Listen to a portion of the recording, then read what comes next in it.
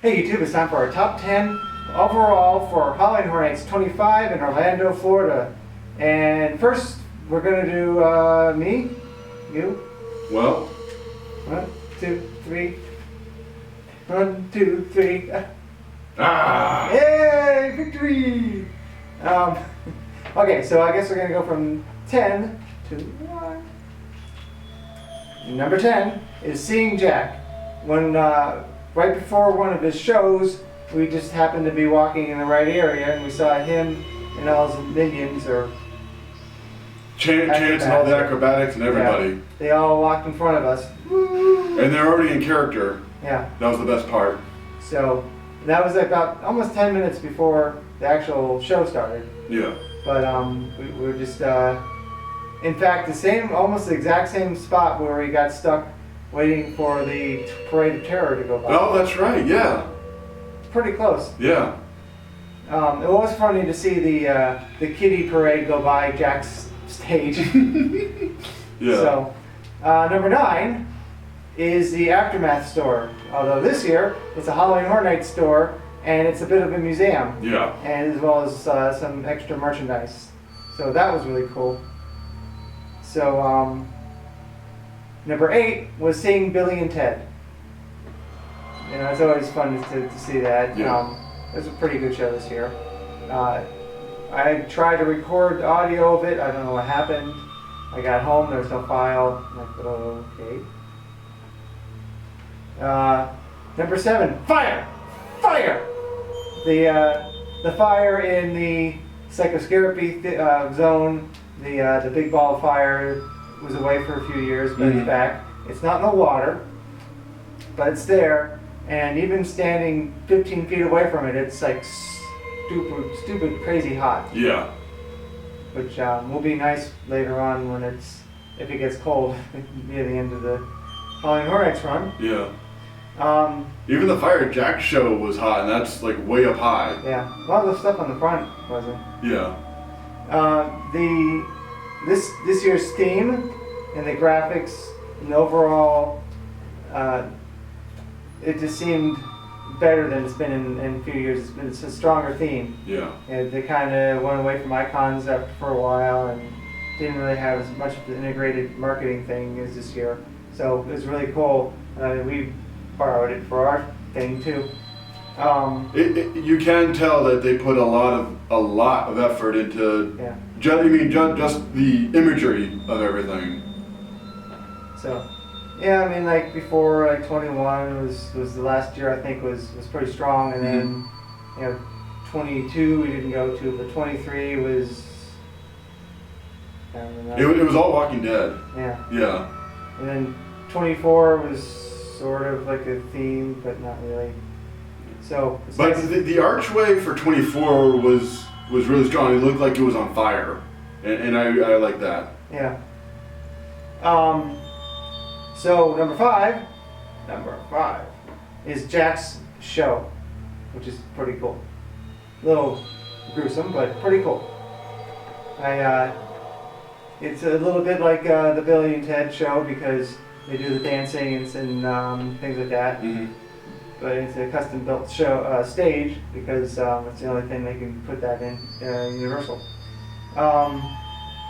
Number 4, I like the little areas in the icon zone and also psychoscarapy, where every once in a while they just break out into a little show for people, so it's not just them posing for pictures. Yeah. The interesting thing about the psychoscarapy zone that I liked is they're just scare actors walking around, and then they're putting on a show, and then they go back to just being scare actors walking around, which is kind of interesting because usually, like the icons stay on their little area, and except for Seeing Jack, he doesn't mingle with the crowd. It's kind of interesting to do that. Then number 3 is Evil's Roots. As you can see here and here. It's always one of my favorite scare zones. The lighting is beautiful. I mean, terrifying. Good catch. Thank you. And it's just really cool to see the light going through the trees and the pumpkins and the giant pumpkins, and they're always on stilts. except the one year when it, of course, rained. And, they couldn't go on stilts for a while because it was all wet. Yeah. But usually they have characters on stilts, which is kind of interesting. Although it's hard to get video of them because it's always dark over there, which is good for the lighting. Number 2 is the seeing all the icons back. Mm-hmm. All the ones that we missed and the ones we've seen. Really like seeing those come back. And number 1 is Jack's 25 years, the house of that they're hopefully going to do every 5 years of the previous props and things from other houses and references. So Yeah. So that's my top 10. Now over to what's her name again? Joker. Oh, but he had another name. Jay. Jay. Yeah. All right, so at number 10, I've got Body Collector's Recollections. It was nice. Oh, and I want to start by saying every house, every scare zone is really great this year. Even the Romy Chainsaw games are great. So if your list is a little different than mine, that's okay. So Body Collector's Recollections. This is a house we had never gotten to see before. No. So it was interesting to at least see a sequel house. You know, I liked the theme of it, that it was, you know, the middle of winter. You know, there had just been a snowstorm. All the windows are broken. You know, like the cold air's blowing in. The nurses are getting killed, and you know, body parts are being collected. All right, number 9. I'm a little torn here, but I think I'm going with The Purge. The Purge house this year was really great. I really liked going through the house with the house alarm going off, and there's dead bodies laying around, and those well-dressed smile face purgers are out, you know, like, you know, trying to get people. I just liked the whole theme of the house, and then going through the second area, seeing the purgers from the second movie. You know, see the white faced guy with the dog over it. That I liked seeing that. Number 8, Psycho Scarabia Unleashed. It's nice to see Shady Brook Asylum make a comeback this year. It's a nice big scare zone. There's lots to see. There's the burnt out gazebo, like he was talking about. There's the little mini show. And even though it's the same show every time, there's a little bit of improv. Yeah. You know, so like, you know, you might see the show 2 or 3 times, and it might be a little bit different each time. Especially if you interact with them. Yeah, which you can do. Like, let's say she gets to the part where she's trying to pick the winner. You can point at her, and she goes, "I'm the winner." Wait, no, I can't be the winner. I'm a trained medical professional. Yeah, but the first time we did that the second night. Yeah. The first time we watched it, she said, "I'm the winner," but but then she said, "I think I win." Yeah. We pointed to her. Yeah, I win. She said, "Who should win?" And we pointed to her, and she's like, "I won." No, I can't win. I can't win. Yeah, I'm not in costume. Number 7, Evil's Roots. That is always a really top-notch zone. Yeah. It gets real dark in there. The lighting is always superb. The creatures and characters in there are always really great. Yeah. I always remember the one time when the scare actor was walking directly behind you. Mm-hmm. It was too dark to get on camera, so you can't really see it. You can sort of see it. There's like there's one dark figure, then there's like another dark figure right behind. Yeah, that was someone crouching behind Brian because he's so big, walking behind him, and then at the right time jumping out in front of someone and scaring them. Yeah, and that was a clever idea on their part. Yeah, so things like that happen in the scare zone, and this is sort of a composite of several years of that place. Yeah. Number 6, All Night Die-In double feature. I like the general concept, and I really love the rotating cast. There's the black and white classic monsters, and then, you know, the in-color, more modern monsters. The fact it's at a rundown drive-in, I think, is outstanding. I've always kind of liked the concept of a drive-in. The fact that you can just drive there, you sit in your car, and you know you can just enjoy the movie that way. Surprised that those aren't more popular, being that everyone likes to do everything in their car. Yeah. That they order food in their car, they pay, they get they use the ATM in the car. Mm-hmm. They that's why I don't understand why one of the photo booths, the kiosks or whatever those were, the photo mats in the strip malls. Okay. Like, I don't understand why those didn't work. I forget what those are called. You know that they had it Back to the Future. No. Remember they used to have those places where you can drop off film. Oh yes. Those that was an '80s thing. So like. I'm surprised that didn't work because you figure people would rather drive up and drop it off but. I mean, it worked for a while. I mean, they were. I remember them being around in the '80s. Yeah. They all just went away all at once. Well, I might be wrong, but I want to say because they were all yellow, that they were mostly like Kodak. So maybe that's what happened. I don't know. Who knows? But yeah. And for those of you who don't know what we're talking about, watch like some episodes of That '70s Show. Kelso, no, not Kelso. One of them worked at a photo lab for a minute, and those like standalone photo labs like out in the middle of a parking lot. All right. But yeah, just the whole rotating cast that goes back and forth between color and black and white, that's genius. I hope something like that comes back. Number 5, Icons, HHN. Going to an area that's dedicated to for the major icons from the past. The fact that they've all got little mini shows.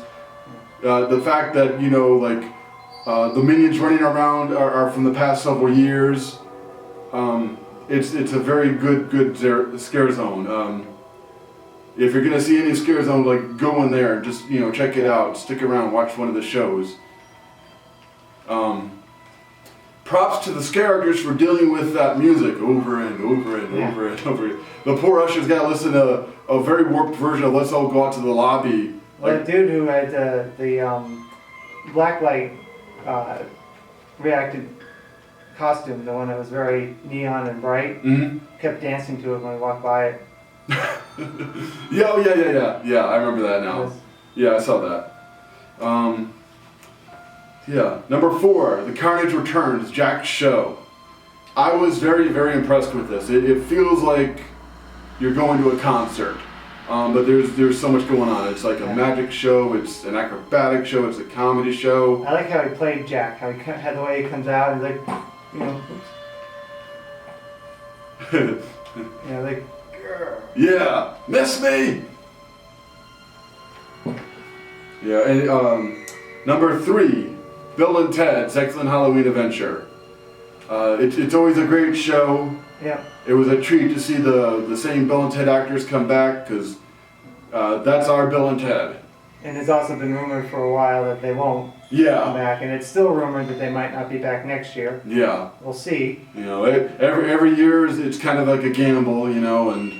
And I wish I knew the name of that actor who's in Frozen and Paula Deen and all those other characters, but of course you go see the show.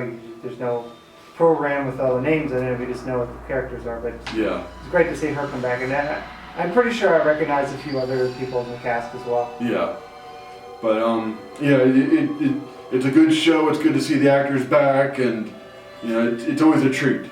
Yeah. Number 2, Jack Presents 25 Years of Monsters and Mayhem. I like the anniversary years. I like that, every few years, Halloween Horror Nights celebrates the years of the past. Yeah. Going through and seeing houses that we've seen, rooms of that houses that we've seen before, it brings back memories and, there's even like surprises in there. So even if you've gone like every single year, you'll go through there, you'll get memories and you'll get surprises.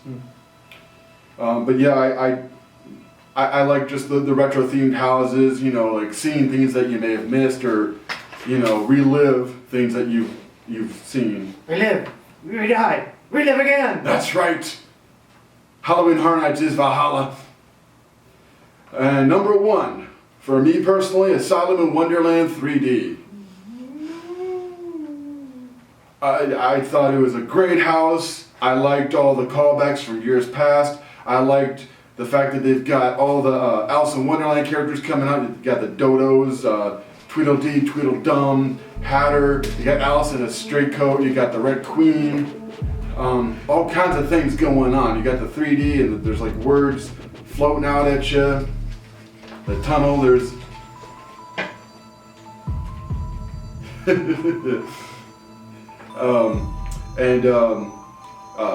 the dead white rabbit on the table in Mad Hatter's tea room.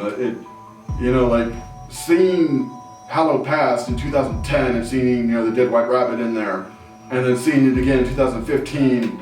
You know, that was a super treat. Yeah. So that is my top 10 list. I hope you like it. Yay!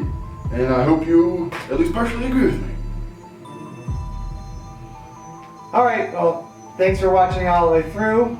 So if you have not subscribed, please do. And if you like it, share it. And, you know, maybe click on the other like too. And please check out the other videos we have from Halloween Horror Nights 25 at Universal Studios Orlando Resort. Thanks for watching.